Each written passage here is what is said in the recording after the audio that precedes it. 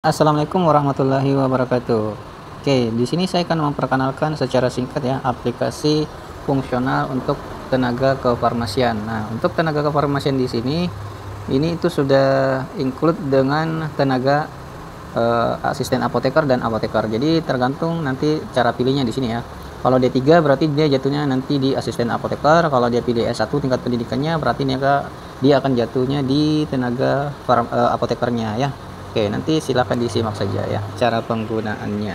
Sedikit info, ini aplikasi SKP yang bisa teman-teman gunakan untuk dalam rangka untuk melakukan evaluasi kinerja tahunan atau bulanan dan atau semester ya. Dan ini juga bisa digunakan sebagai sandaran untuk acuan dalam membuat SKP melalui kinerja ya. Oke, silakan menyimak. Baik, sebelum saya memulai ya, kembali saya mengingatkan kepada teman-teman ya, ketika di saat menemukan video ini, kemudian di saat yang sama menunjukkan waktu sholat ya, silakan tunaikan ibadah sholatnya dulu, videonya bisa di pause, nanti setelah ditunaikan bisa langsung menyimak ya. Oke, baik, kita langsung saja ya. Bagi teman-teman yang sudah melaksanakan, kita langsung saja.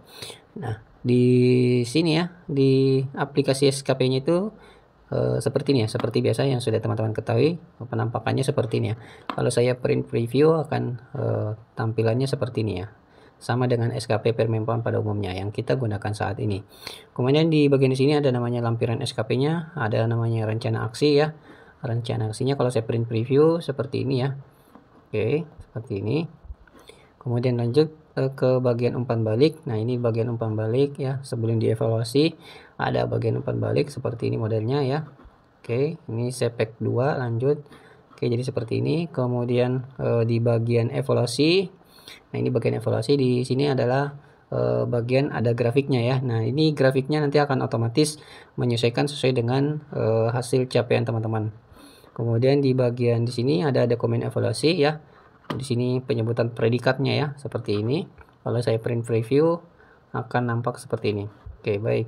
Kemudian selanjutnya di aplikasinya ini tuh dilengkapi dengan angka kredit konversi. Jadi predikatnya ini akan langsung dikonversi di sini ya, di bagian bawah sini. Nah, ini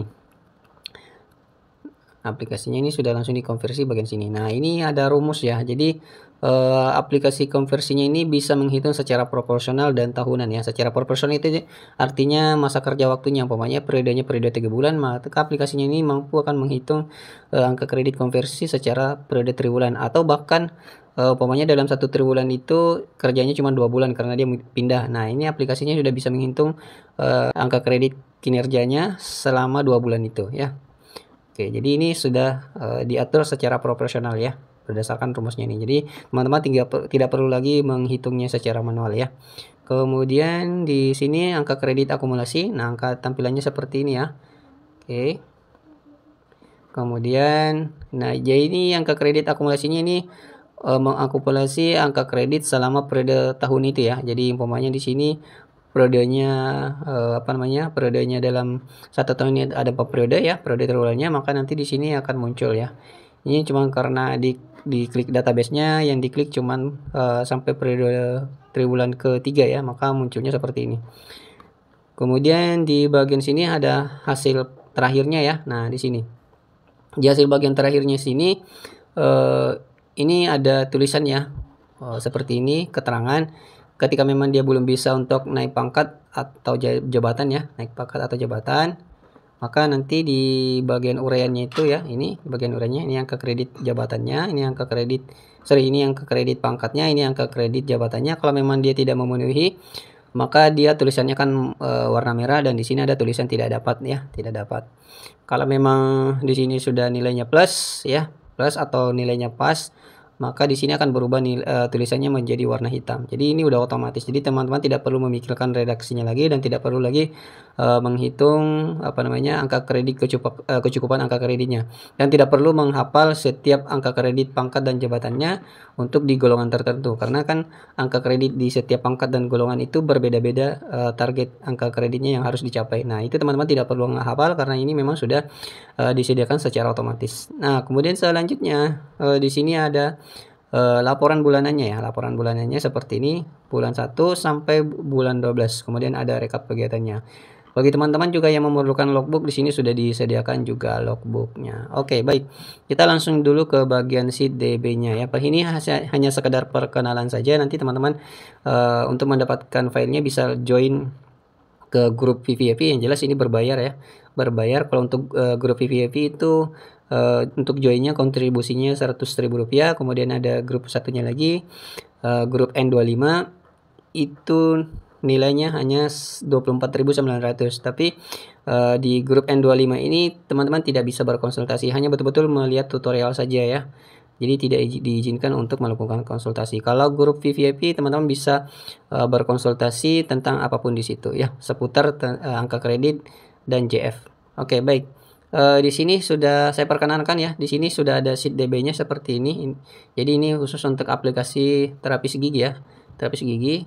Di sini ada sheet DB seperti ini. Kemudian di sini ada bagian ruang kontrol. Di bagian ruang kontrol di sini sudah disediakan butir kegiatan ya. Di sini sudah disediakan butir kegiatan. Nanti teman-teman tinggal pilih butir kegiatan mana yang mau dikerjakan. Kemudian di sini ada RHK-nya ya, RHK-nya. Nah, RHK-nya ini berdasarkan Permenpan, bukan RHK ya.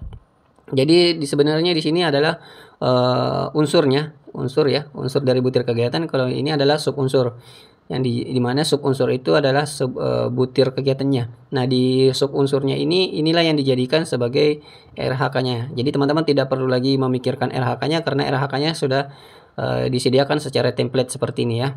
Nah, nanti teman-teman tinggal memilih butir kegiatannya. Nanti RHK-nya otomatis akan terpilih berdasarkan butir kegiatan yang teman-teman pilih di sini ya.